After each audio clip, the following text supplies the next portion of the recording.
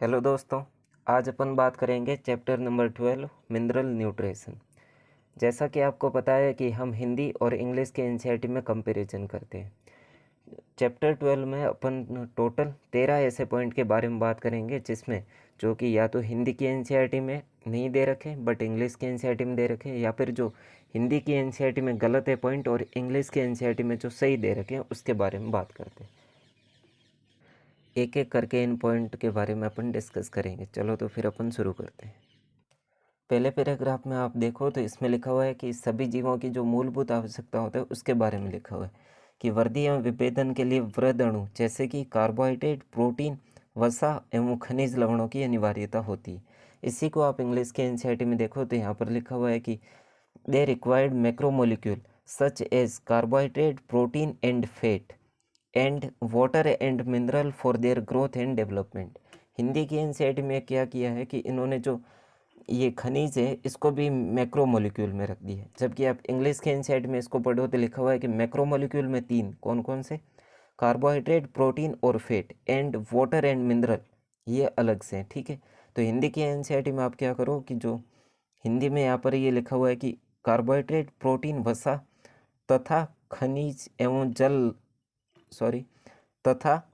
एवं खनिज लवणों की अनिवार्यता होती है, ऐसा लिख दिया आप यहाँ पर हिंदी में। ठीक है, 2 नंबर करेक्शन में आप देखो तो यहाँ पर जो ये साइंटिस्ट का नाम दे रखा है, हिंदी की एनसीईआरटी में इनके नाम को लिखा हुआ है जूलियन सैक्स। इंग्लिश के एनसीईआरटी में आप देखो तो जूलियन वॉन सैक्स। तो जो ये वॉन है ये हिंदी की एनसीईआरटी में नहीं लिखा हुआ है, तो आप यहाँ पर इसको करेक्शन कर सकते हो। 3 नंबर करेक्शन पेज नंबर 196 पर आ जाए। हिंदी और इंग्लिश दोनों का पेज नंबर 196। इसमें आप देखो तो लिखा हुआ है कि मैक्रो मॉलिक्यूल और माइक्रो मॉलिक्यूल के बारे में, लेकिन इसमें जो यूनिट दे रखी है वो अलग अलग है। Page number 196। इसमें आप देखो पहले मैक्रो मॉलिक्यूल के बारे में दे रखा है। इसमें आप देखो तो इसमें लिखा हुआ है कि 1 से 10 मिलीग्राम पर लीटर। इसी को आप इंग्लिश के एनसीईआरटी में, हिंदी में लिखा हुआ है कि मिलीग्राम पर लीटर। इंग्लिश के एनसीईआरटी में इसी यूनिट को देखोगे तो यहाँ पर लिखा हुआ है कि मिलीमोल पर किलोग्राम। तो यहाँ पर आप यूनिट सही कर दे। फिर अपन बात करते हैं 4 नंबर करेक्शन। 4 नंबर करेक्शन में आप देखो तो मैक्रोमोलिक्यूल के एग्जाम्पल दे रखे हैं कि कौन कौन से एलिमेंट है जो कि मैक्रोमोलिक्यूल होते हैं। उसमें इंग्लिश के एनसीईआरटी में नाइट्रोजन लिखा हुआ है, लेकिन हिंदी के एनसीईआरटी में नाइट्रोजन नहीं लिखा हुआ है, तो आप यहाँ पर ऑक्सीजन के बाद में नाइट्रोजन लिखते हैं। 4 नंबर करेक्शन यहाँ पर कंप्लीट। फिर आगे बढ़ते हैं 5 नंबर करेक्शन। 5 नंबर करेक्शन जो ये माइक्रो न्यूट्रिएंट्स दे रखे हैं, माइक्रो न्यूट्रिएंट्स में आप देखो तो इसकी भी यूनिट में ये मिस्टेक है। इसमें देखो कि 0.1 मिलीग्राम पर लीटर, और इसी को इंग्लिश के एनसीईआरटी में लिखा हुआ है कि 1 मिनट। इसमें यहाँ पर यूनिट में तो अलग दे ही रखा है कि जैसे सूक्ष्म पोषक के बारे में मिलीग्राम पर लीटर, इंग्लिश में मिलीमोल पर किलोग्राम, लेकिन इसमें जो मात्रा दे रखी है वो भी अलग अलग। जैसे हिंदी की एनसीईआरटी में 0.1 दे रखा है, इसी को इंग्लिश के एनसीईआरटी में 10 दे रखा है। इसमें लिखा हुआ है कि लेस देन 10, और जो मैक्रो न्यूट्रिएंट्स है उसमें लिखा हुआ है इन एक्सेस ऑफ 10। ये आप एक बार अपने सर के साथ ज़रूर डिस्कस करें। फिर अपन आगे बढ़ते हैं 6 नंबर करेक्शन। 6 नंबर आप आ जाए अगले पेज पे। इसमें जो ये सल्फ़र वाला है, सल्फ़र में देखें, हिंदी में आप देखो तो यहाँ पर लिखा हुआ है सल्फ़र के बारे में कि अनेक विटामिन, जैसे इसके एग्जांपल दे रखे हैं थायमिन, बायोटिन, कोएंजाइम ए एवं फेरोडॉक्सिन का मुख्य घटक होता है। इसी को आप इंग्लिश के एनसीईआरटी में यहाँ पर पढ़ो तो लिखा हुआ है कि is the main constitute of several coenzyme vitamin, फिर इसके एग्जांपल ब्रैकेट में एंड फेरोडॉक्सिन के दे रखे हैं। जो इंग्लिश के एनसीईआरटी में लिखा हुआ है कि कॉन्स्टिट्यूट ऑफ सेवरल कोएंजाइम, ये वाली लाइन हिंदी की एनसीईआरटी में नहीं है, तो इसको आप हिंदी की एनसीईआरटी में लिख दें। फिर अपन आगे बात करते हैं 7 नंबर करेक्शन। 7 नंबर आप पेज नंबर 199 पर आ जाए। पेज नंबर इंग्लिश का भी पेज नंबर 199। इसमें जो ये मैग्नीज टॉक्सिसिटी के बारे में दे रखा है कि 7 नंबर में आप देखो तो इसमें ये पूरे पैराग्राफ में यहाँ पर समझा रखा है कि मैग्नीज की अधिकता से क्या होता है कि लोहा, मैग्नीशियम, कैल्शियम आदि की कमी हो जाती। और लास्ट में जाकर इन्होंने लिखा कि जो लक्षण हमें मैग्नीज की कमी से प्रतीत होते हैं वे वास्तव में लोहा, मैग्नीज और कैल्शियम की कमी से होते हैं। तो यहाँ पर आप ये करेक्शन करेंगे, यहाँ पर लिखा हुआ है कि मैग्नीज की कमी से, तो ये कमी को काट कर यहाँ पर आप लिख सकते हो कि अधिकता या फिर आवश्यकता, क्योंकि इंग्लिश के एनसीईआरटी में इसको लिखा हुआ है कि मैग्नीज टॉक्सिसिटी। ठीक है, तो यहाँ पर ये करेक्शन कर दें। फिर आगे बढ़ते हैं 8 नंबर करेक्शन। अगले पेज नंबर 200 पर आ जाए। इंग्लिश के भी पेज नंबर 200।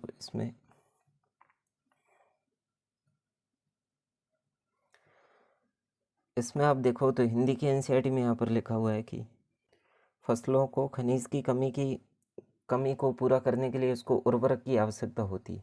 इसके आगे इंग्लिश के एनसीईआरटी में लाइन लिखी हुई है कि बोथ मैक्रोन्यूट्रिएंट्स, एग्जाम्पल इसके, और micronutrients for components of fertiliser and are applied as per need. मतलब जो माइक्रोन्यूट्रिएंट्स और मैक्रोन्यूट्रिएंट्स होते हैं ये दोनों फर्टिलाइजर के रूप में काम में लिए जाते हैं, जो कि हिंदी के एनसीईआरटी में ये लाइन नहीं लिखी हुई। तो इस लाइन को आप हिंदी के एनसीईआरटी में यहाँ पर लिख लें। ठीक है, यहाँ पर फिर आगे बात करते हैं 9 नंबर करेक्शन। अगले पेज पर आ जाए। इसमें जो ये नाइट्रोजन फिक्सेशन में दे रखा है कि जैसे कि जो बिजली कड़कती है उसके या फिर औद्योगिकरण के द्वारा जो नाइट्रोजन ऑक्साइड में बदलते हैं, इसके एग्जाम्पल दे रखे हैं कि नाइट्रोजन ऑक्साइड कौन कौन से, NO2, N2O। इंग्लिश के एनसीईआरटी में इसी को आप देखो तो लिखा हुआ है NO2 और N2O। तो यहाँ पर जो ये NO2 पहला दे रखा है, यहाँ से 2 काट दें आप, खाली इसको NO है। फिर आगे बात करते हैं अपन 10 नंबर करेक्शन। 10 नंबर करेक्शन आप पेज नंबर 202 पर आ जाए। इसमें आप देखो, इसमें लिखा हुआ है कि जो ग्रंथियों का गुलाबी रंग होता है वो किसके कारण होता है, लेग हीमोग्लोबिन के कारण। इंग्लिश में लेग हीमोग्लोबिन का एक और नाम दे रखा है कि लेग्यूमिनस हीमोग्लोबिन, या फिर इसको लेग हीमोग्लोबिन भी कहते हैं। तो ये जो लेग्यूमिनस हीमोग्लोबिन है ये वाला नाम हिंदी की एनसीईआरटी में नहीं दे रखा है, तो आप इसको यहाँ पर ब्रैकेट करके लिख सकते हो लेग्यूमिनस हीमोग्लोबिन, जिसको शॉर्ट में अपन लेग हीमोग्लोबिन भी कहते हैं। लेग्यूमिनस में से आगे का ये लेग और हीमोग्लोबिन का हीमोग्लोबिन, मतलब लेग हीमोग्लोबिन। फिर आगे बात करते अपन 11 नंबर करेक्शन। अगले पेज पर आ जाए। अगले पेज में जो ये रिएक्शन यहाँ पर दे रखी है, हिंदी की एनसीईआरटी में देखो और इंग्लिश की एनसीईआरटी में देखो, आपको खुद को पता लग जाएगा कि इसमें क्या गलती है। ये पूरी रिएक्शन ही चेंज है इसमें, क्योंकि हिंदी की एनसीईआरटी में दोनों जगह पर कॉपी पेस्ट कर दी है यहाँ पर, और जो आगे वाली रिएक्शन है वहाँ पर। जबकि इंग्लिश के एनसीईआरटी में आप देखो तो यहाँ पर ये वाली रिएक्शन लिखी हुई है नाइट्रोजन फिक्सेशन की। तो इस वाली रिएक्शन को आप यहाँ से काट के इंग्लिश की रिएक्शन को आप हिंदी की एनसीईआरटी में लिख दें। फिर बात करते हैं 12 नंबर करेक्शन। अगले पेज पर आप देखो तो इसमें लिखा हुआ है हिंदी की एनसीईआरटी में कि इस प्रक्रिया में अमीनो कीटोग्लूटरिक अम्ल के साथ क्रिया करके ग्लूटामिक अम्ल बनाते हैं। इसी को इंग्लिश के एनसीईआरटी में आप पढ़ोगे, in this process amino act with alpha ketoglutaric acid, जो कि हिंदी में इसको क्या डायरेक्ट लिखा हुआ है कि कीटोग्लूटारिक एसिड। तो आप यहाँ पर हिंदी के एनसीईआरटी में अल्फा कीटोग्लूटारिक एसिड लिख दें। लास्ट करेक्शन के बारे में अपन बात करते हैं 13 नंबर, जो कि समरी में है। समरी में आप आ जाए लास्ट पेज पर। समरी, इसमें आप देखो तो हिंदी के एनसीईआरटी में यहाँ पर लिखा हुआ है कि एंजाइम डी नाइट्रोजिनेज नाइट्रोजन, जो कि जैविक नाइट्रोजन स्थिरीकरण में मुख्य भूमिका निभाता है। कौन सा एंजाइम, यहाँ पर नाम लिखा हुआ है इन्होंने कि डी नाइट्रोजिनेज। कौन सा, डी नाइट्रोजिनेज। इसी को आप इंग्लिश के एनसीईआरटी में यहाँ पर पढ़ो तो लिखा हुआ है कि the enzyme nitrogenase which play an important role in biological nitrogen fixation. तो हिंदी के एनसीईआरटी में जो ये लिखा हुआ है कि डी नाइट्रोजिनेज, यहाँ से डी काट कर ये नाइट्रोजिनेज आएगा, क्योंकि डी नाइट्रोजिनेज तो एंजाइम वो होता है जो अमोनिया को नाइट्रोजन में कन्वर्ट करता है। नाइट्रोजन को अमोनिया में कन्वर्ट करने वाला कौन सा होता है, नाइट्रोजिनेज। ठीक है, तो यहाँ पर ये करेक्शन आप कर ले। थैंक यू दोस्तों। यदि आपको इन वीडियो से हेल्प हो रही है तो लाइक शेयर सब्सक्राइब ज़रूर करें और अपने दोस्तों के साथ शेयर करें ताकि उनको भी प्रॉब्लम आ रही है उनमें थोड़ी हेल्प मिले। Thank you.